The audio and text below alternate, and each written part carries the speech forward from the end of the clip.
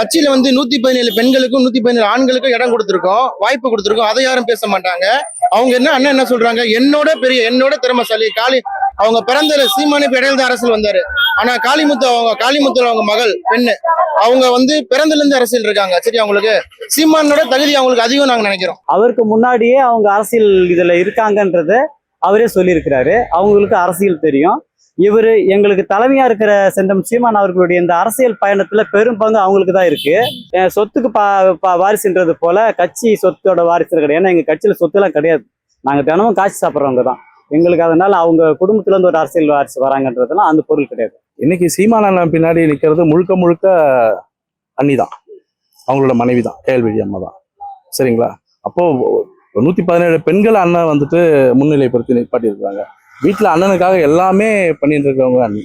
இப்போ அவங்களோட வாழ்க்கையில இன்னைக்கு அண்ணன் வந்துட்டு அண்ணியோட இருந்த காலத்தோட இந்த மக்களோட இருந்த நேரங்கள் தான் அதிகம். இந்த டைம்லயாவது கூட நிக்கட்டும் அவங்க அப்படின்றதுக்கு தான் அன்னைக்கு சீட்டு